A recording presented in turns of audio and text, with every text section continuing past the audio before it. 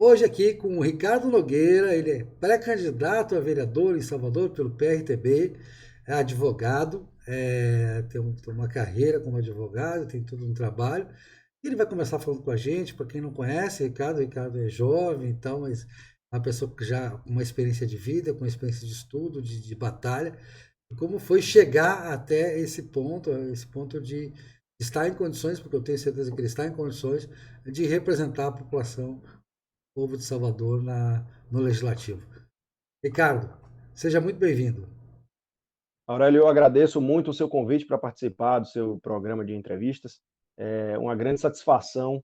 Eu sei que você costuma receber grandes nomes no seu programa, no seu canal, e é uma grande satisfação para mim. Espero que a gente possa aqui ter um diálogo muito agradável, com certeza será muito agradável, para poder levar mais informações relevantes para o seu público. Ricardo, conte um pouquinho dessa sua trajetória de vida. Como foi chegar, como você escolheu fazer direito, como é que foi estudar, chegar aí, como é que foi as suas primeiras experiências, como é que você se especializou, que área você atua, enfim, fala um pouquinho sobre você. Certo. Bom, apesar de jovem, é uma estrada assim, relativamente longa, né? Se for pegar desde a parte inicial da vida, mas nascido e criado em Salvador, né? Tanto o meu pai como a minha mãe, a família paterna e materna são daqui, tem uma parte da família também interior, né? Então, eventualmente, eu tinha um contato com o interior da Bahia, mas basicamente nascido e criado aqui em Salvador, né? E estudei em diversos colégios daqui da cidade, passando por, às vezes, por mudança de domicílio. Morei basicamente em poucos bairros em Salvador, mas sempre transitava muito e acabava conhecendo bastante. Como eu mudei de escola também, em alguns momentos tive que conhecer bastante gente, então era uma pessoa sempre bem enturmada e isso eu acho que me deu uma vivência para lidar com as diferenças que sempre existem e que são necessárias, né? Isso acaba fortalecendo, às vezes, a nossa forma de ver o mundo e com a experiência a gente acaba firmando mais firmeza nas convicções que nós temos, né? Isso, sempre me interessei por leitura de história, biografias de grandes líderes, sempre foi um ponto que eu sempre tive muito interesse. Política também foi é um tema que sempre me interessou. Até, apesar de jovem e hoje pela primeira vez estou como pré-candidato a vereador de Salvador, eu sou novo no pleito eleitoral, que ainda depende da convenção do partido e do registro no Tribunal Eleitoral, porém, eu não me considero novo no ativismo político, porque eu sempre fui uma pessoa antenada e sempre interessada em política, né? Eu, desde jovem, muito da adolescência, já tenho várias recordações, inclusive de ter preocupação com questões até sociais, né, de ver algum ponto de que a população às vezes passa por situações determinadas, né? E isso sempre me comoveu, né? Isso desde de infância, né? Na adolescência, eu cheguei na época que o computador era 486, não sei se você recorda aquele computador antigo. Eu lembro que eu comecei, Eu a tô, gente passou a... estou vendo que você não é tão jovem assim, né? Não, 486 é bem antigo. é, na Tem mais, verdade eu tenho tem trinta e mais, quatro anos de idade, eu tem, pareço um pouco mais novo até, né? tem mais de 20 anos isso do 486. Exatamente. Ali eu era bem novo, eu era iniciando a adolescência, né? E já mexia, tinha o MS-DOS, tinha o Windows, né, também estava começando ali, É, o, então eu lembro que a gente já tinha um computador desse e eu lembro que eu comecei a querer escrever um programa de governo pensando em política. Olha só, eu nunca tinha contado isso assim para ninguém não, mas só a minha família que sabia e agora eu estou compartilhando com você. temos isso em Mas comum, existia... sabia? Eu, com 14 anos na minha cabeça, eu era presidente, eu ficava imaginando o governo. Então. Pronto, então você me entende bem. Então Era mais ou menos isso. Você se sente incomodado com as coisas que você vê e você se predispõe a, a ajudar a melhorar. Eu lembro de conversar, por exemplo, na escola com o professor de geografia, né? E sobre alguns pontos que a gente assistia nos jornais e depois ficava. Aí ia perguntar para o professor, mas isso aqui, como é que funciona e tal? eu tinha esse tipo de atenção, né, sempre, e sempre fui acompanhando política. Depois, na época do segundo grau, início da faculdade ainda assim, no primeiro até o segundo ano da faculdade, eu deixei um pouco adormecida essa parte política. É, é fase da vida, né? Às vezes tem alguns momentos assim. E depois retomei o interesse. Então foi só um período em que eu estava focado. Eu sempre É. gostei muito de esportes também, né? Ah, Então eu tá. Não, eu focava. pensei que era. Porque a gente tem que namorar também uma época, né? Não, isso daí também, claro. A vida, na verdade, as coisas acontecem, não é por etapas, né? Quer dizer, existem as etapas da vida, mas as coisas vão acontecendo simultaneamente, não dá para segmentar tanto as coisas. Então, esporte, namoro, política, estudo, também sempre fizeram parte, né? E com relação à faculdade, fiz a faculdade de Direito, depois eu fiz a especialização em Direito Público pela UFBA, e sempre tive uma atenção pela leitura interdisciplinar, né? Gosto muito de relações internacionais, filosofia, sociologia, antropologia. Eu gosto de diversificar a leitura para que a gente possa, diante de fatos da vida, a gente, ou até da própria área do nosso estudo, a gente não fique tão fechado para apenas aceitar o que nos impõe. Um exemplo que eu gosto de dar é que na faculdade de Direito a gente aprende a falar sobre função social da propriedade, função social do contrato, impostos progressivos, e isso na faculdade de Direito é imposto para a gente como se fosse um dogma. E, na verdade, quando a gente vai estudar, a gente percebe que tem muita ideologia por trás na É, construção ele é baseado, desse tipo de. me permite, Ricardo, essa questão é baseada na falácia do contrato social, né? Eu sempre falo nos meus livros, é uma completa falácia. Você não foi chamado, ninguém foi chamado a assinar contrato nenhum. Você conhece alguém que foi chamado a assinar o tal do contrato social? Eu não conheço, eu não fui chamado. Nunca me É chamaram verdade. para assinar o contrato social. Então isso é uma falácia, evidentemente. Você já recebe o Estado imposto e você sabe muito bem que existe uma aristocracia, né? Por trás desse Estado, principalmente no Brasil, né? No mundo inteiro, né?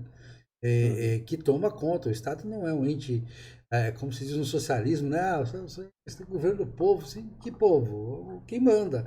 Alguém manda, né? Alguém manda e alguém obedece. É assim que as coisas funcionam. É, É. a democracia torna isso um pouco mais permeável, né? A pessoas como você possam representar realmente esse cidadão tão desamparado diante do poder do Estado, né? Mas não se trata, evidentemente, de contrato social dessa coisa que correlata. Não sei se você concorda comigo nessa. Não, com certeza. Essa ideia de contrato social, né, a gente pergunta justamente isso, mas eu não assinei esse contrato, né? E se você quiser romper o contrato, você poderia, né? Também tem essa questão que se coloca, né? Poder pode, né? Inclusive no Brasil pode bastante, né? Porque o cara rompe, mete um revólver na cara de alguém e amanhã o juiz solta. Isso é um absurdo, Aham. isso, né? Mas enfim, É verdade. se o romper o contrato social for da ordem violenta, quando você usa de violência, o Estado ele passa a mão na cabeça. Quando você tenta exercer os seus direitos legítimos, o que é justo, o Estado lhe persegue, né? Então, É. essa é uma grande questão. Acho que eu não sei se você está imbuído desse espírito para representar a nossa população. Uhum. Na verdade, bom, essa parte eu acho que seria interessante eu só concluir Ah, não, claro, claro. aquela Desculpe, eu em relação interrompi. Sim, você Aham. estava falando da faculdade de Direito. Porque se a gente entrar exatamente na política, já vai falar sobre outro ponto, Não, então, não, lógico, só para eu desculpa. concluir o raciocínio, para apresentar, não, claro, só para terminar essa parte da apresentação, é porque, enfim, na universidade teve essa situação toda, né? E eu sempre busquei a leitura interdisciplinar, e depois que eu concluí o curso de graduação, fiz a pós-graduação.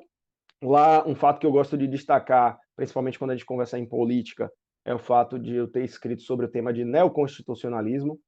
E eu tive, naquela época, uma grande dificuldade porque eu via as falhas da teoria do neoconstitucionalismo e não encontrava muita base doutrinária para poder refutar. O único autor que refutava era um professor aposentado da USP, e que foi, com certeza ajudou. Eu cheguei a trocar e-mails com ele, o Manuel Gonçalves Ferreira Filho, né?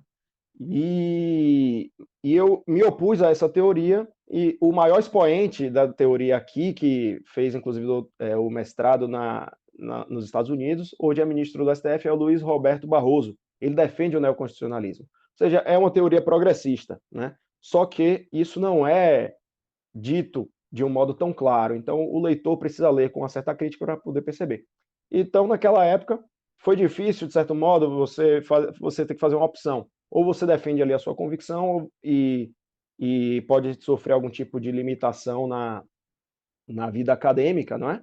Ou então, você simplesmente repete aquilo que todo mundo está dizendo. E normalmente as pessoas repetem, porque se falar em pós-positivismo e neoconstitucionalismo acaba sendo muito atrativo na vida acadêmica, mas eu optei pelo caminho de falar a verdade, e isso é o meu propósito em todo o lugar que eu chego, é sempre isso, levar a verdade, com respeito às diferenças, mas não abrir mão das convicções. Eu acho que esse é uma ideia, um momento da minha vida que eu gosto de trazer também para deixar bem claro, que serve como exemplo.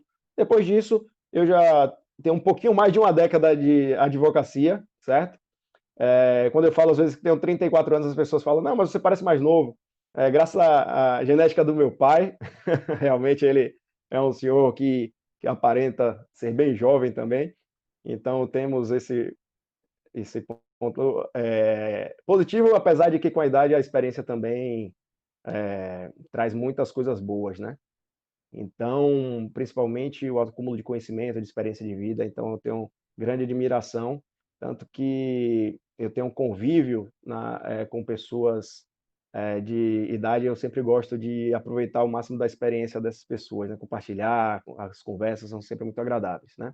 Então, bom, do ponto de formação acadêmica é isso que eu acho interessante trazer, e sempre busquei contribuir ao longo da minha trajetória para a vida para a melhora da sociedade, né? Eu falei ali desde a minha idade da adolescência, como era o meu percurso, minha atenção com a política, e durante a minha vida eu cheguei até a compor algumas comissões também da OAB, e também cheguei a fazer vários requerimentos administrativos para o poder público, cheguei a fazer diversos projetos, inclusive, sem ganhar nada, sem benefício nenhum pessoal, apenas por ter ideias de que eu achava que melhoraria, e gastar para ali o meu tempo para investir o meu tempo nisso e produzir e levar para o poder público. Mas infelizmente eu percebi que muitas vezes, na verdade a maioria das vezes, esses projetos não vão adiante se não tiver dentro da estrutura, né? Você envia o projeto, ele vai ser arquivado, não vão fazer andar aquele projeto, né? Se tiver qualquer interesse. Inclusive, tem até um projeto meu específico que foi arquivado por um órgão público, né, dizendo que era inconstitucional, e pouco tempo depois eu vi que aquele projeto tinha um projeto muito parecido com o meu, tinha surgido a partir daquele mesmo grupo que dominava, para atribuir a autoria a outra pessoa, né? Mas, então acontece esse tipo de coisa também. De 2018 para cá, houve um engajamento maior. Eu acho que a política com o uso das redes sociais se tornou ainda uma coisa mais clara, transparente, a população começou a ter acesso a informações, e o engajamento foi muito maior, porque existia a maioria silenciosa, muita gente enxergava as coisas e acabava não achando outras pessoas para poder participar da mesma luta, né? E de repente, então os movimentos sociais, os sindicatos, muitas vezes dominados pela esquerda, acabavam dominando também o cenário político e construindo a narrativa que queriam. Sem contar o controle quase que absoluto da mídia e da academia, né? Um E discurso que a gente único. vê isso hoje claramente, por sinal, também, né? Hoje, como acontece, né? Ainda, ainda está, né? Exato. Agora, Tá. você falou em valores. Vamos falar desses valores? Sim. Quais são esses valores que você identifica como valores que nós temos que ou resgatar, ou pregar, ou, enfim, nos guiar por eles? Os Olha, valores que você seguia. eu sou conservador e liberal, certo? Então,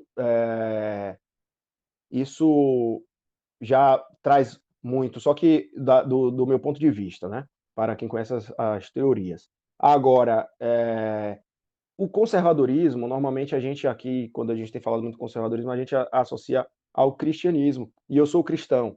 Porém, na minha visão, o conservadorismo, ele, dando uma análise mais abrangente, ele significa justamente a concepção dos valores culturais de cada povo, respeitar a autodeterminação dos povos, né, para que cada povo possa ali seguir a sua vida conforme os seus valores, a sua tradição, né? Cada povo tem a sua cultura, né? E a gente precisa respeitar isso, né? Depois da Segunda Guerra Mundial, houve uma crítica muito grande quanto ao nacionalismo exacerbado, né? Que ele chegou a levar ao nazismo, por exemplo. Porém, a gente tem que fazer uma distinção muito grande disso, porque ali havia uma situação imperialista dos alemães tentando ganhar território. E, na verdade, a gente não pode simplesmente abandonar todas as raízes do nosso povo, né, porque nós somos parte disso. É isso que nos forma. Na filosofia, a gente pergunta quem sou, de onde venho, para onde vou. Né? Então, um povo, para se conhecer, ele precisa também se questionar sobre esses pontos. Né? Não adianta a gente buscar uma visão progressista de sempre uma mudança, como se fosse um evolucionismo, como se fosse um ascendente constante, e simplesmente deixar de lado, renegar toda a experiência cultural que nós carregamos, porque isso é impossível de se desvencilhar. Então nós precisamos aprender a conviver e aperfeiçoar como povo gradativamente a evolução ou a mudança, pelo menos cultural, que ela ocorre, ela é gradativa e então eu vejo o conservadorismo como uma defesa desses valores culturais. No nosso caso do povo brasileiro, nós podemos estudar por de diversas formas sociológicas, antropológicas até, para poder identificar quais são essas características, mas existem alguns pilares da sociedade que são invariáveis, né? Que é a religião, ela faz parte disso, que é o religare, né? A busca do ser humano, busca pela verdade, chegar a alcançar, restabelecer uma conexão com o Deus Criador, né? E isso tem várias formas de se fazer em várias religiões, e eu não quero julgar as religiões por defender justamente a liberdade religiosa. Cada pessoa vai ter sua compreensão do mundo. Mas na experiência brasileira, a gente vê que o cristianismo, sem dúvida nenhuma, é a religião da maioria da população. Bom, a família, que é a célula máter da sociedade, e aqui eu já estou falando dos valores que nós defendemos, né? A família é a célula mãe, é a célula da qual nasceram os clãs e se formaram e as comunidades, as sociedades. Sem a família não há sustentação da. E o nosso modelo de família cristão, ele é inegavelmente, até foi copiado por outras sociedades, né? Bem copiado. Ele é superior porque ele é baseado na livre escolha, né? Aí entra a questão também do conservadorismo que casa com o liberal, né? Aí foi uma questão que a igreja impôs ao longo dos séculos e houvesse uma livre escolha, que você fosse responsável pela sua escolha, a escolha do cônjuge. Eu acho que isso torna a família, solidifica a família mononuclear, que é uma constante na história brasileira, né? Eu digo no meu livro que É, o Sérgio Buarque de Holanda inventou esse negócio ele trouxe uma frase lá do Barley, de que não existe pecado debaixo do Equador, ele inventou essa tal da sexualidade é, desenfreada do brasileiro, foi uma invenção. é. O brasileiro sempre foi bastante íntegro na sua vida íntima Uhum, e nas suas tradições de família. uhum, E eu digo também, viu, Ricardo, concordando contigo, endossando, eu sempre tenho uma frase minha que o maior patrimônio de um indivíduo, e você como advogado sabe muito bem disso, é a sua reputação. Né? O seu patrimônio é a sua reputação. Vale mais do que o seu uhum, escritório, do que os seus livros e qualquer outra coisa. É a com reputação certeza. que você tem. Então, o maior patrimônio de um povo, por decorrência, são os seus valores. Com certeza. E nós temos uma academia e uma mídia completamente divorciada desses valores e uma dita elite intelectual que despreza o seu próprio povo pelo povo ter esses É, bons valores, por carregar esses valores de dentro da sua tradição. é. Não sei se E você. nesse ponto que você falou é interessante porque a gente já pega um gancho também para o terceiro valor que eu me refiro, que é a pátria, né? Quando esses outros interesses estão guiando a mídia e a academia, a gente vive numa sociedade globalizada hoje, os interesses que... Isso é uma prova viva de que são os interesses econômicos globalizados, muitas vezes, que estão, e políticos também, que estão direcionando muitas vezes o comportamento de alguns grupos ou pelo menos da grande mídia e da academia, né? Então a gente vê isso acontecendo e as pessoas estão trabalhando contra a própria pátria. Isso que deixa a gente muito indignado quando a gente observa que todos nós estamos querendo construir uma pátria que seja melhor para todos e vem algumas pessoas por interesses imediatos, por interesses muitas vezes patrimoniais, políticos também, e deturpam as coisas, sempre querendo desnaturar um fato para transformar a notícia que vai induzir o povo contra, no caso do nosso presidente Bolsonaro, tem sofrido isso bastante, né? Mas isso de um modo geral, não apenas no caso de Bolsonaro, né?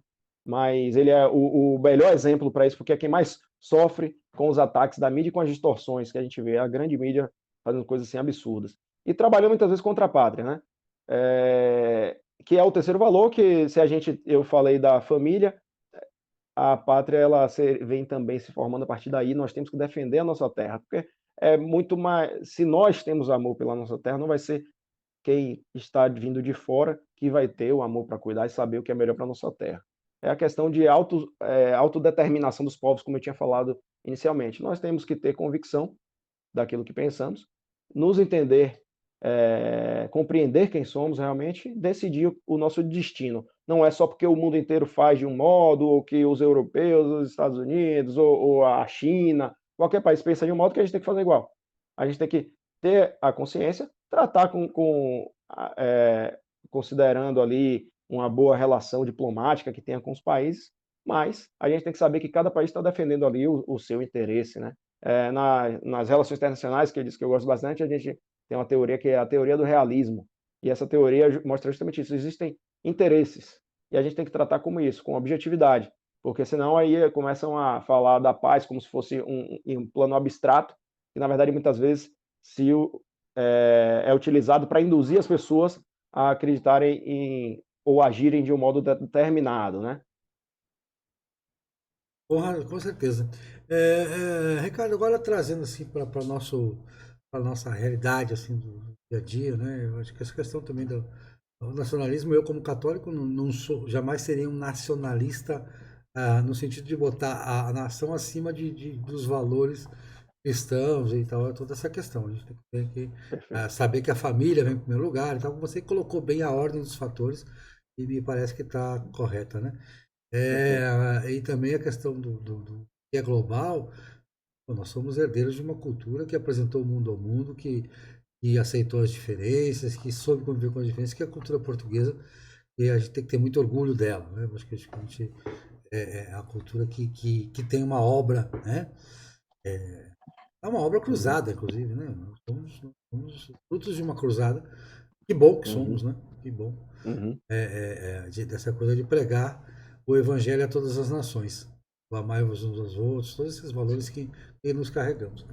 Bem, agora trazendo aqui para nós, você identificou esse preconceito, que é um preconceito também de muitas elites, de muitos tipos de elites, de aristocracias do Brasil, contra o presidente Jair Bolsonaro, nosso presidente que foi eleito com essa imensa votação, com essa imensa desejo, essa maioria silenciosa que se manifestou nas urnas, né? Uhum. E que continua apoiando o nosso presidente. Como você Sim. vê, você que está na área de direito, com um judiciário caríssimo, né? Um judiciário, em termos de comparações globais em relação ao PIB, ele é muito caro. E é um judiciário que o povo sente uma déficit da prestação jurisdicional, tanto na área civil, mas especialmente na área criminal. Como é que você vê hoje, como operador do direito, como advogado, essa questão do acesso ao judiciário, das possibilidades que o brasileiro tem? É um país de muita litigância, de muito bacharelado, né? Tem mais de 1 milhão, você faz parte da Constituição, mais de 1 milhão de pessoas com carteira da OAB válidas, né? Como é que você vê esse problema hoje talvez o excesso de judicialização no Brasil, um judiciário inchado e que tarda, né? O Brasil é famoso por tardar. Como é que você É. vê isso tudo? Olha, realmente é uma complexidade muito grande, há uma complexidade enorme nesse tema do mundo jurídico. Primeiro porque desde a educação a gente tem um problema. Tem a educação de base, que é precária de um modo geral. Quando vai para o ensino superior, também deixa a desejar, então depende muito dos alunos. Tem algumas faculdades que têm um ensino ainda com uma qualidade melhor, mas muitas vezes o profissional que chega ao mercado, ele não está qualificado o suficiente para defender os direitos daquela pessoa, no caso do advogado, e no caso do juiz ainda vai ter um concurso público, né? Mas mesmo assim a gente ainda vê também que tem muitos juízes despreparados, servidores públicos também. Tudo isso se acumula e faz com que o judiciário seja lento, apesar da imensa quantidade de processo que existe. A imensa quantidade de processo, que a gente chama de litigiosidade excessiva, ocorre porque existe uma tensão na sociedade, existem conflitos na sociedade e eles precisam ser levados para o judiciário. Se a gente conseguir chegar numa sociedade melhor, em que haja menos conflitos, ou seja, se as pessoas se entenderem mais pela conversa, não tiver trapaça, né, essas coisas poderão ser resolvidas fora do judiciário. Então você diminui ali a quantidade de processo. Não adianta você ficar aumentando também só a quantidade de servidor, porque você gera custo, aumenta, incha o Estado, gera despesa vai continuar havendo litígio.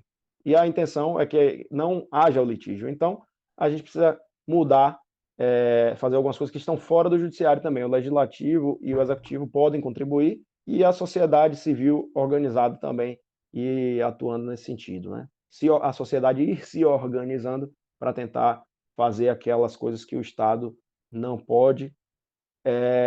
O judiciário tem a questão da qualificação que eu apontei, e muitas vezes a gente vê até decisões judiciais teratológicas, que são de má formação, assim, absurdo, de você pegar, às vezes, um processo judicial e sair uma decisão que parece que o juiz não estudou o processo, não está sabendo do que ele está decidindo, né? Parece que ele copiou e colou uma decisão e coloca. Isso acontece, e com frequência, infelizmente. Aí tem o trabalho de se fazer um recurso, e isso faz com que o processo dure mais tempo, né? E é necessário que tu faça o recurso para consertar aquele erro que houve ali no processo. Isso existe, acontece, infelizmente, é comum.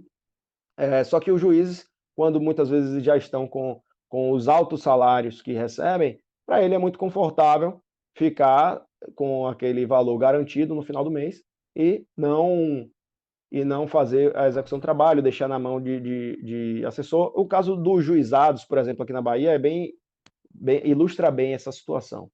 Você tem um conciliador, que não é juiz, né? O conciliador, que faz as audiências de conciliação. Você tem o juiz leigo, que não é o juiz titular, é uma categoria que ganha um salário, não é nem salário, né? Um valor menor de remuneração, e ele faz as audiências de instrução, que é para a produção de provas, depois vai para a prova, para a elaboração da sentença, que muitas vezes o próprio juiz leigo que faz, e tem ainda os assessores de juiz que fazem as liminares, ou a própria sentença, e auxiliam nos despachos e tal. Aí você me pergunta, e o juiz faz o quê? Além de ganhar o vencimento no final do mês, né? Então tem algumas questões aí que a gente precisa Não, claro, resolver.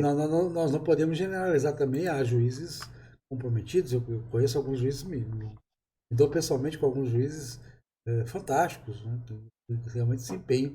Mas em todo o serviço público brasileiro, não só no serviço público, especialmente no serviço público, Perfeito, há aquelas pessoas que perfeito. se escudam, né, na estabilidade, no salário igual para todos e tal, Claro. para fazer isso, essa preguiça e tal. E isso mina aquilo, quer dizer, a tal do ciclo vicioso, né? Você mina a confiança.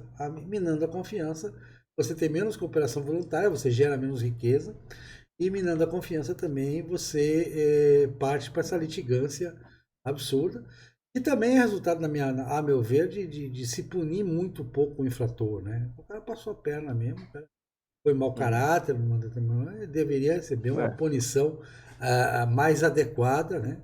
Porque Uhum. senão a gente não vai, né?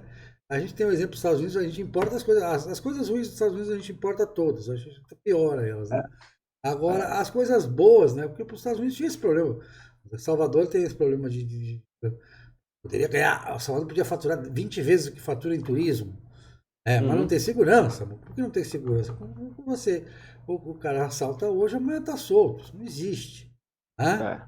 É, Os é Estados Unidos verdade. tinha esse problema em Miami, em Los Angeles, era uma coisa terrível, Nova York. Né? Uhum. E em um Sim. determinado momento se decidiu a sociedade americana que isso não podia mais acontecer. Né? Que lugar de Uhum. bandido era na cadeia. Né? Uhum. Eu mesmo sou contra a pena de morte, por princípio. Né? Por princípio Uhum. cristão meu.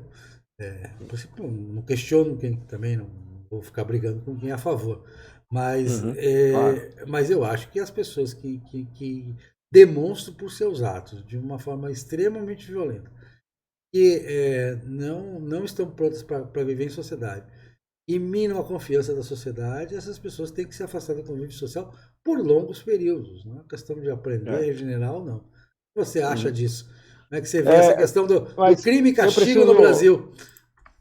Eu queria só retratar com uns detalhes, porque eu falei, e é óbvio que eu não posso generalizar. Com certeza existem servidores públicos muito bons, muito qualificados, certo? De um modo geral, inclusive juízes, né? Isso é bom que diga. Agora, toda aquela minha fala foi fazendo uma leitura de um modo geral. E pela minha experiência na advocacia, que é bastante intensa, advogado militante mesmo, que a gente fala advogado de barriga no balcão, né? Porque chega lá na justiça para ir diligenciar os processos. Faço isso há mais de 10 anos na advocacia e desde o início da faculdade eu também estagiava, né, em 6 lugares diferentes, 3 órgãos públicos e 3 escritórios de advocacia. Então, eu tenho aí 15 anos, aí, um pouquinho mais de 15 anos,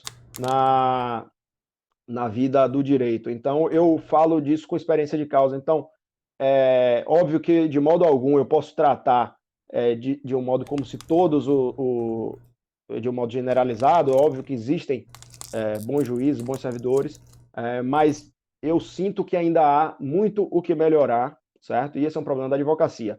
E, chegando agora no Tribunal de Justiça da Bahia, por exemplo, eu não posso me furtar de falar. Agora está tendo casos aí, noticiando, falando sobre delação, envolvendo o nome de desembargadores, teve desembargador que foi afastado, né, até preso. Então, existe uma corrupção nas entranhas também do Poder Judiciário, não apenas do Poder Judiciário, né, da vida pública, infelizmente, e eu não pretendo me furtar de enfrentar essas questões, certo?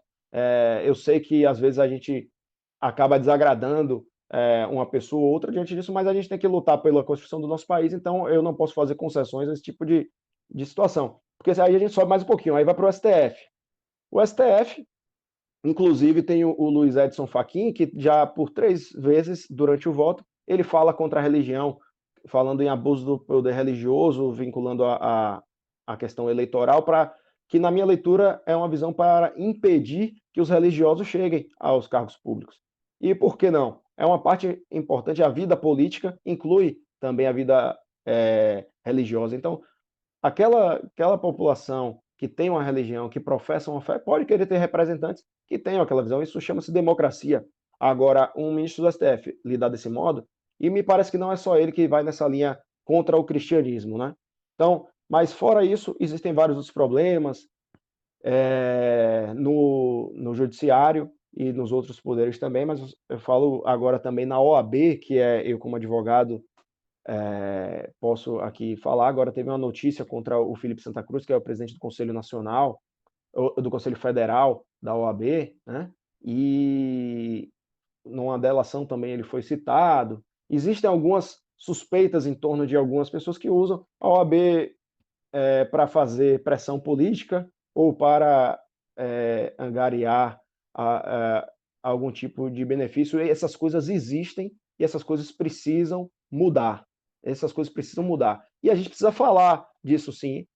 Eu sei que é um assunto delicado, mas a gente precisa sim combater, porque senão não há como. Imagine que se a Lava Jato nunca teria acontecido se as pessoas simplesmente se deixassem de enfrentar o que tem que ser enfrentado, né? Então, a minha proposta é de enfrentamento contra a corrupção, contra tudo que não presta com relação a essas articulações que a gente vê por aí. Essa é uma proposta que eu carrego, falo abertamente, sim, certo? É um ponto, uma das minhas convicções é essa, certo? A minha proposta.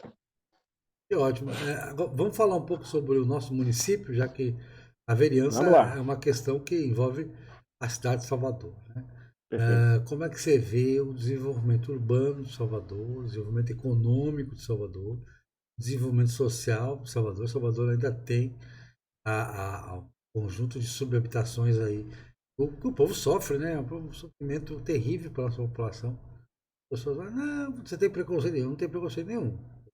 A pobre quem tem é a esquerda brasileira que, que acha que pobre, né? Bom, eu não vou entrar nesses detalhes. Uhum. Eu convivo, inclusive, fiz um trabalho agora, tá no meu canal aqui, quem viu. Andei em todos os bairros de Salvador, em todas as comunidades, Uhum. e você nota que existe esse problema da sobrehabitação, o problema de falta de infraestrutura urbana nas nossos bairros, seja da periferia, seja até bairros que estão em regiões centrais, mas que também tem essa ausência de ordenamento urbano. Como é que você vê as É, questões urbanas de Salvador, as questões ligadas à gestão da cidade? a cidade é enorme, então o problema realmente existem problemas complexos, né, e que se interligam. Mas a questão da renda, primeiro, a renda é muito baixa. Se você pegar a renda per capita, né, em Salvador, ela na Bahia, na verdade, ela é abaixo do valor do salário mínimo, né, não é nem do valor da renda per capita nacional, ela é abaixo do valor do salário mínimo. Eu olhei há pouco tempo atrás, era uns 870 e poucos reais. Salvador, na E verdade, está na média nacional. A Bahia que puxa para baixo. A Bahia é. sim, E isso que você tem regiões ricas na Bahia, como Oeste, o Barreiras e Luiz Eduardo, uhum, mas você tem um miolo baiano pobre. sim. Então, na Bahia nós temos, uma renda baixa, né. Mas isso se reflete em Salvador também, né. Salvador, acaba tendo uma concentração econômica, mas por outro lado, há uma situação econômica muito ruim, e isso reflete, no meu entender, um cenário de péssimo para os negócios, né. Para você abrir, eu vejo que os pequenos empresários é que movem, assim, substancialmente a economia, né. A gente fala muito em gerar emprego e renda, que são coisas importantes, né, a geração de empregos é muito realmente muito importante, mas, em vez de emprego, a gente pode também, fomentar a criação de pequenas empresas, levando para que as pessoas possam abrir os seus próprios negócios, facilitando a vida do empresário, para que ele possa funcionar. Então, nesse momento, ele passa a ser mais independente e ter mais iniciativa. E isso eu acho que é um ponto fundamental. Ao município, o caso da prefeitura, aplicado aqui à nossa situação de Salvador, ele precisaria sim criar o ambiente de negócio favorável, trabalhar com entidades também do setor privado para fomentar e encontrar as estratégias. Nesse ponto, especificamente, o César Leite, que é pré-candidato do PRTB, ele tem elaborado um projeto que vai ser divulgado em breve, com a associação ainda, o Instituto Nacional de Conservadores prestou um auxílio a ele na elaboração, tem várias pessoas envolvidas nisso, que com certeza vai poder trazer grandes soluções para isso, porque a atuação do Poder Executivo Municipal é muito importante para poder conseguir resolver alguns pontos relacionados à economia, nessa parte de criação de ambiente de negócios mais favorável para o pequeno empresário. Acho que esse é um ponto, um fator fundamental. Hoje, agora, estamos passando por um período de pandemia que afetou ainda mais com o fechamento de muitas empresas, né? Hoje, muitas empresas foram à falência, eh, ao longo de quase, já vamos completar 6 meses de pandemia, e alguns setores voltaram, alguns bairros continuam sendo fechados em lockdown, e antes mesmo da pandemia o cenário já não era bom. A gente viu, ao longo dos últimos anos, muitos hotéis se fechando. Nós estamos numa cidade turística e mesmo assim os hotéis estão fechando ao longo dos últimos 8 anos ou mais, né. O que você acha que a Câmara e a Prefeitura, o Poder Municipal, enfim, pode fazer para retomada do turismo em Salvador? Bom, a Câmara Municipal de Vereadores, no caso, os vereadores, eles têm a função de elaborar as leis, revisar aquelas leis que já existem, que podem ser melhoradas e aperfeiçoadas, e ali sim apontar as soluções, e fiscalizar a atuação do Poder Executivo, né? Então seria basicamente aí essa forma de atuação. E o Poder Executivo ele vai executar para implementar aquelas atividades. Especificamente em relação à questão da hotelaria, é melhorar o trade turístico. É necessário que se torne mais atrativo. Muitas vezes os turistas acabam vindo aqui, tem um mau odor com cheiro de esgoto em vários locais da cidade, a insegurança. Então o turista vem e não se sente confortável para passear, transitar. Isso daí precisa ser revisto. Então, a hotelaria está ligada diretamente a isso e também a trazer eventos grandes para a cidade, inclusive tanto empresariais, congressos, né? Essa parte toda vai ser necessário de ser reformulada. Agora é bom que seja uma política coerente, que as coisas se interliguem, e aí vem a questão, por exemplo, de transporte também. Se você a localização onde vai estar cada equipamento urbano, como é que vai ser feito o transporte, também influencia. Hoje nós temos aqui uma obra do BRT que está custando quase 800 e tantos milhões, né? Próximo de não é próximo, porque 200 é muito, mas 800, mais de 800 milhões de reais é o orçamento do BRT. E, na verdade, a gente olha que poderia existir outras soluções, com certeza que seriam mais viáveis, Ué, menos aí, custosas. aí eu até Né? digo, Ricardo, que os viadutos ali da CM, eles eram absolutamente necessários com BRT ou sem BRT. Você está vendo a Uhum, necessidade deles, era uma questão de um nó de trânsito ali terrível, né? Que refletia em toda a cidade a questão do trânsito. Isso aí não tem a dúvida. uhum, Agora, uhum, realmente, se tem que ligar a rodoviária lá, não tenho lá essa certeza.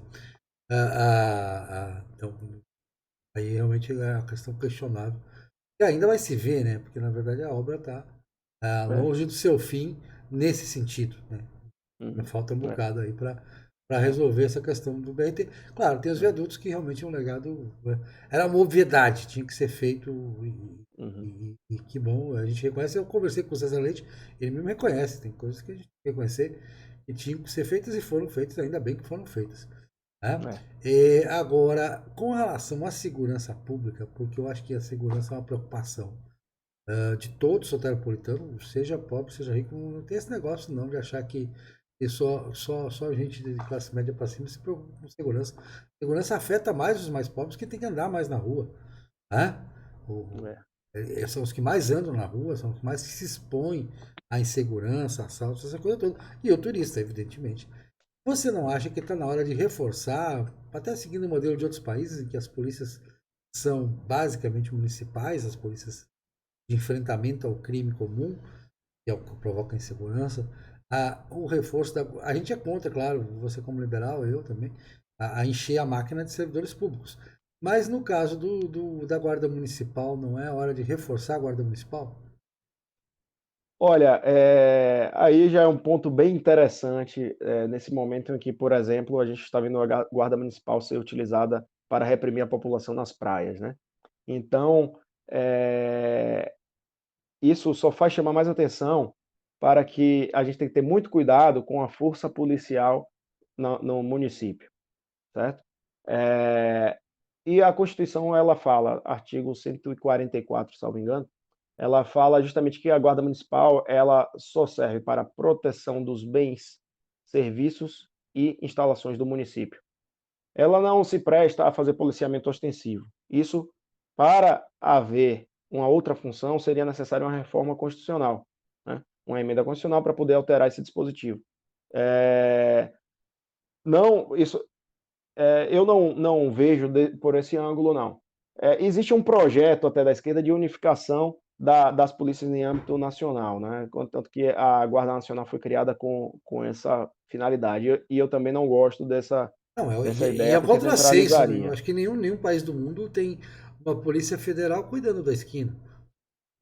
Isso, é. Agora a guarda municipal, ela serve para isso, para proteção dos bens públicos, serviços e das instalações, e acaba ali sim acaba fazendo uma segurança direta também. Mas é muito arriscado quando você transfere um poder excessivo, e por isso que a Constituição Federal ela faz questão de fracionar. A gente tem Polícia Militar, Polícia Civil, Guarda Municipal, Polícia Federal, Polícia Rodoviária Federal.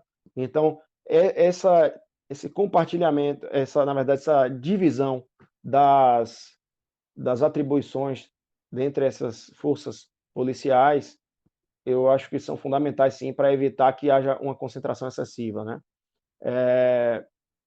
Mas o ponto da segurança pública, eu acho que a Guarda Municipal ela acabaria contribuindo desse modo, como eu tinha citado, mas a questão da segurança pública passa por uma questão muito mais ampla. Primeiro que ela é uma função do Estado, né? Não cabe ao município a princípio, do ponto de vista constitucional. Mas existem algumas políticas que o município pode fazer para contribuir para prevenir a ocorrência do crime, né? O que você Tem a acha questão... das câmeras, por exemplo? Como? As câmeras de reconhecimento facial e tal. Que Entra que na questão do poder excessivo, né? No direito, a gente costuma falar na presunção de boa-fé, né? Você presume a boa-fé do cidadão e não vigia o cidadão, porque senão o Estado passa a ser um vigia e tudo que você vai fazer depende daquela observação do Estado. Isso acontece na China hoje, em larga escala, e é um lugar onde a gente vê que pouco se tem liberdade, né? Naquele país. Então, a questão das câmeras, se você vai colocar para a segurança da sua residência ou de um empreendimento, é uma coisa. Agora, o Estado para vigiar a sociedade, eu acho que é mais uma forma de poder. É claro que se tiver algum lugar que tem uma recorrência de assalto, então a situação pontual, essas câmeras passam a fazer sentido, certo? Agora, tem que ter muito cuidado, porque um poder dado a qualquer governante, dificilmente você tira depois. A gente está sofrendo agora aqui em Salvador uma dificuldade muito grande em retomar as liberdades que foram cerceadas pelo prefeito, certo? O poder dado dificilmente é tomado novamente, certo? Então, eu tenho muita cautela com relação ao uso de câmeras. Mas eu sei que em algumas situações, e a Polícia Militar na Bahia já faz esse trabalho com uma certa eficácia. Existem alguns pontos que têm uma recorrência de crime em que as câmeras passam a fazer sentido, né? Nessas situações, com certeza seria indicado, recomendável. Mas era sobre esse especificamente a sua pergunta? Não, é sobre a questão, porque na verdade eu acho que nós conservadores, nós defendemos também o direito de nos defender. Eu acho que isso, poxa, pelo Uhum, amor de Deus, isso também tem funcionado em vários países, na uhum, Suíça, Israel, nos Estados Unidos, tem diminuído o crime, especialmente quando se envolve as mulheres, né? Porque existem pesquisas que demonstram que a mulher armada, ela não age para ataque, ela não age para... Ela rarissimamente vai usar aquela arma para atacar alguém, para cometer um crime, para cometer uma uhum, injustiça, mas vai usar aquela arma para se defender, principalmente de agressões sexuais, que são uma coisa abominável, coisa que a sociedade não pode aceitar de maneira nenhuma, né? A esquerda às vezes fala cultura do estupro. Cultura do estupro é isso, é deixar o estuprador solto, deixar o uhum. estuprador impune. Essa é a cultura do estupro verdadeira, no meu ponto de vista conservador, né? Mas Perfeito. enquanto nós não conseguimos realmente mudanças nessa área, não há outra maneira que não reforçar a segurança pública como um todo, que passa pela nossa Polícia Militar aqui da Bahia, que é uma polícia valorosa. Sempre vai ter exceções, evidentemente, existe corregedoria para isso, Com mas certeza. é uma polícia que tem uma tradição de honradez e de prestação de serviço ao nosso povo. Com Então, certeza. agora, Agora, sobre o... a questão ampla que eu coloquei é como o município pode auxiliar nisso, dentro da perspectiva econômica também, de favorecer o turismo e favorecer a própria loja de rua, né? A loja de rua sofre, porque aquela coisa, você concentra tudo em shopping, porque o shopping é seguro. Como é que fica a loja de rua? Como é que fica o comércio de rua dos bairros, inclusive, que ele é muito forte? Uhum. Né? Então, Perfeito, perfeito, essas perfeito. questões estão ligadas, né? O município, eu sei que você tem essa visão, eu estou querendo apenas que Uhum, você possa expor da melhor maneira possível, essa visão uhum, sistêmica, né? Do que seja uma gestão municipal, leis municipais, atuação do uhum, município, atuação da prefeitura, da Câmara. uhum. Perfeito. Sobre a questão do armamento que você colocou, é uma questão federal, mas que realmente, com certeza, pode contribuir para a diminuição da criminalidade, né? Inclusive porque a população, às vezes a gente passa por situação em que a polícia, primeiro, ela não está a tempo, né? Segundo, houve já alguns casos de greve da polícia e aí a população desarmada fica completamente na mão daquele agressor que pode invadir uma residência, render uma família e praticar os crimes dentro de uma casa também. Então, o armamento da população serve sim, agora sim, a pessoa é óbvio que precisa ter a condição mental de ter uma arma, não pode ser uma pessoa desequilibrada e ter um treinamento mínimo, assim como para tirar uma carteira de habilitação para poder dirigir, a pessoa também para ter uma arma, para ter a posse de uma arma, também precisa passar por alguns critérios, né. E o governo federal tem se empenhado nisso para tentar, garantir que a pessoa possa se defender, porque é claro que o desarmamento, não adianta, só beneficia a criminalidade, porque se você observar os bandidos, eles já são foras da lei, então eles vão agir como foras da lei e não é uma regra que impeça ou dificulte o acesso à arma que vai impedir ele de chegar até aquela arma, ele vai conseguir aquela arma por outros meios. Já o cidadão que busca cumprir as leis, ele vai acabar deixando de ter a arma e vai ficar indefeso. Isso é ruim, né. O ideal é que a pessoa possa ter um treinamento, uma capacidade de saber manusear a arma e um equilíbrio emocional para poder ter a posse daquela arma. Então, isso eu vejo que é sim uma condição, para a melhora da segurança pública também, mais um fator, mas existem outros fatores, como eu já tinha citado sobre a questão econômica, né, da necessidade de melhorar a condição econômica, com certeza, porque a a necessidade muitas vezes acaba levando, não justifica, mas às vezes acaba levando, e a falta da educação também acabam levando, a educação de um ponto de vista, mais amplo, acaba levando as pessoas ao mundo do crime. Muitas vezes, se você chegar em qualquer comunidade, você vê ali uma criança que vê um traficante como uma referência pelo poder que ele tem, tanto o poder por estar armado e também o poder econômico, acaba tendo dinheiro e muitas vezes tem as namoradas mais bonitas ali na comunidade. E tem o respeito, Então, né? Todo mundo respeita, todo mundo tem o respeito. é. Então, a referência passa a se tornar um traficante, muitas vezes. Isso daí a gente precisa buscar mudar, a gente tem que ter esse olhar para isso. O que é que está acontecendo? Em vez disso, o STF, lá no caso do Rio de Janeiro, é bom citar, mais uma vez o Luiz Edson Fachin, por coincidência, proibiu a polícia de entrar na comunidade durante o período da pandemia, não é? E lá aumentou o número de crime. É óbvio, se a polícia não podia entrar, né? Então, você vê que às vezes é muito difícil a engrenagem, porque quando você tenta fazer a coisa certa de um lado, vem dentro da própria estrutura do Estado, porque não tem uma atuação sistemática interessante, né? Então, infelizmente, a gente encontra esses problemas. Um ponto negativo da nossa cidade que precisa ser melhorado realmente é os shoppings e condomínios, né? Existem locais em que as pessoas ficam ali vivendo com a segurança privada e faz com que a população caminhe menos pelas ruas. Se você chega no Rio de Janeiro, por exemplo, isso não acontece, né? No Rio de Janeiro existem também os condomínios, principalmente para a região lá da Barra da Tijuca, mas nas outras regiões da cidade as pessoas caminham muito na rua, tem os bares de rua, as pessoas ficam muito nas ruas. Quando a gente vê aqui em Salvador, nas comunidades, isso acontece, mas nas grandes vias nos bairros de classe média e também isso já não acontece, as pessoas se confinam muito em condomínios e shoppings. Eh, a assim, as ruas acabam ficando um pouco mais ermas e as pessoas acabam dando oportunidade mais para o bandido, porque alguém que passa sozinho acaba sendo uma vítima em potencial, né?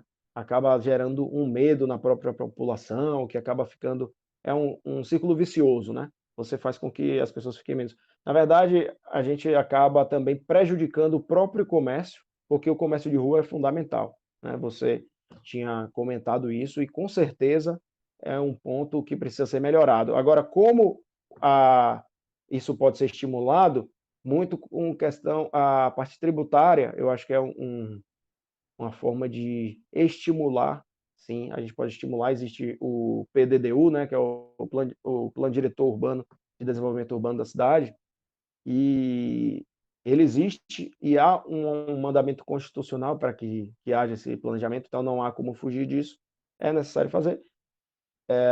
Agora, assim, óbvio que respeitando as liberdades, mas você pode usar o poder público para estimular e não para reprimir. Estimular, e auxiliar para que a própria sociedade possa construir a Salvador que queremos, né. E assim a gente poderia falar hoje, né, Ricardo? A gente poderia ficar horas aqui discutindo a questão da É, habitação, da saúde, da educação. Mas o importante, eu acho que você está dando o recado, eu vou te deixar falar à vontade também quando a gente chegar agora no final do programa, dizer qual a sua mensagem para o eleitor soteropolitano, para o vivente de nossa cidade. Mas a gente consegue ver em você essa capacidade de avaliar o problema caso a caso e relativizar também as coisas, né? Porque nem tudo é absoluto, não é? Nem tudo é aquela coisa. Você fala dos idealismos, né? Você cria idealismo e o idealismo não se concretiza, né? é. Da utopia se colhe a distopia.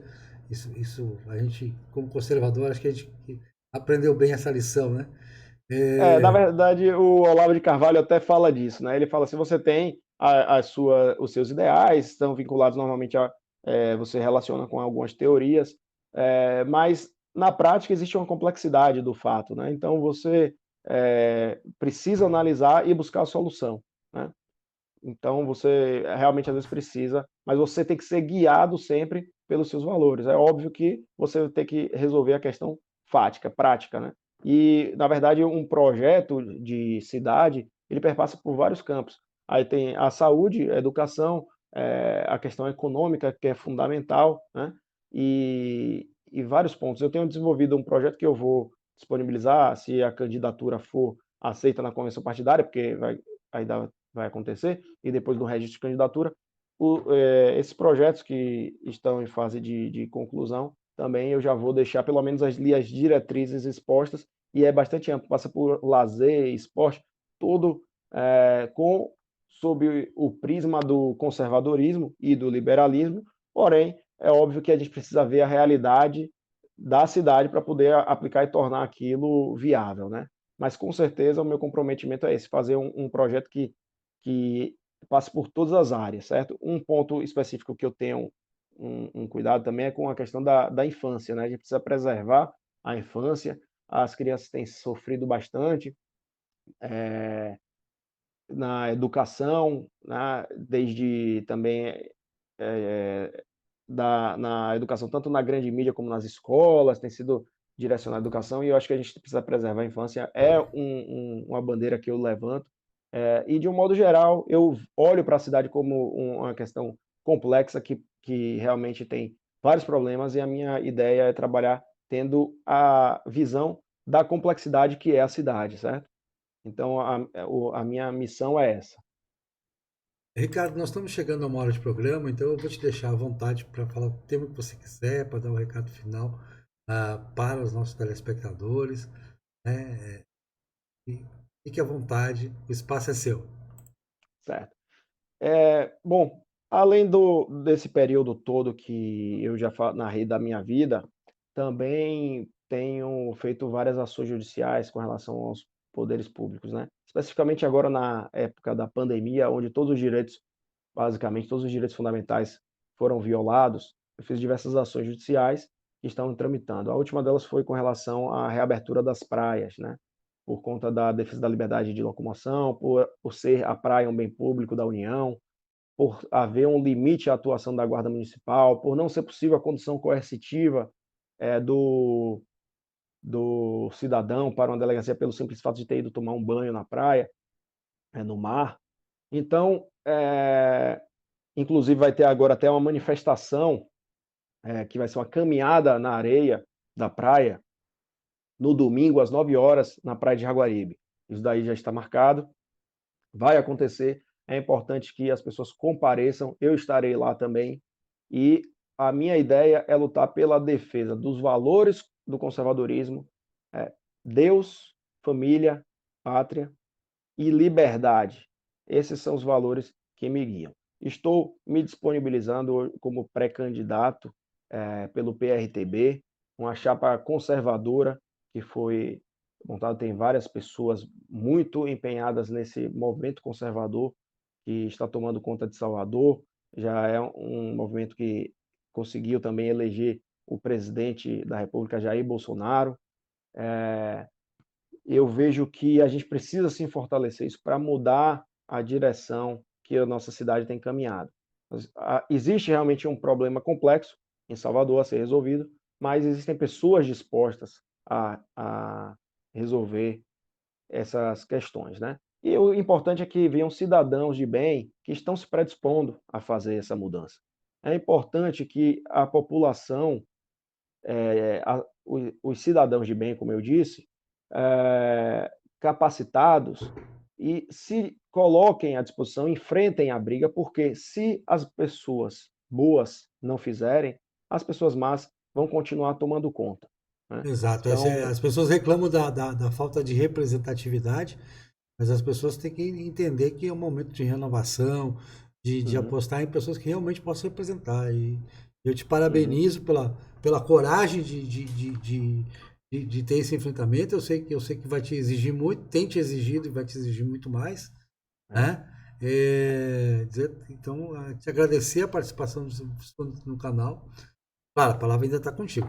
Só estou agradecendo já de antemão. sim, sim, claro, claro. E dizer que, pô, é muito bom descobrir que tem pessoas com esses valores e com esse discernimento. Acho que é discernimento, porque às vezes você falta no representante o discernimento, saber o que ele está representando, como está representando, quais são os poderes, as limitações também, né? Porque nem o vereador não pode tudo, ninguém pode tudo, né? Uhum, Você mesmo claro, disse que perfeito. ninguém tem que concentrar poderes também, né? Uhum, Enfim, quero te agradecer demais a participação. Também dizer que depois que a gente encerrar, o programa é gravado, encerrar a gravação, eu queria falar com você também, tá? Te trocar uma palavra final em off aqui também.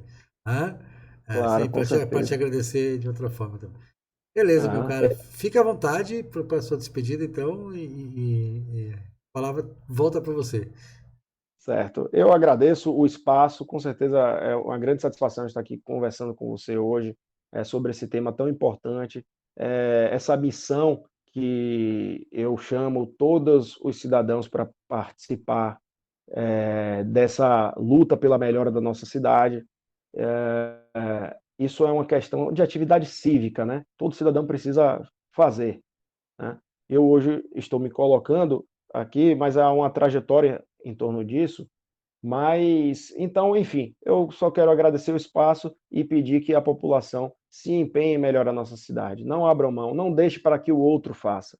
Faça você mesmo também, certo? E então eu estou aberto a ouvir as opiniões diferentes. Eu sei que às vezes a gente traz nossas convicções, mas o diálogo é necessário na vida, ninguém é dono da verdade, né? A gente busca sempre construir o melhor. Então, eu sempre estou assim aberto ao diálogo, desde que haja boas intenções, né? Se for com más intenções, não adianta ter diálogo, aí é combate, realmente. Mas, enfim, essa é a minha visão, certo? Que eu coloco a minha visão política e estou sempre aberto aí também para voltar aqui, conversar novamente, o que for necessário, tá certo? Um forte abraço a todos. Um grande prazer. Um abração. Valeu. Um abraço.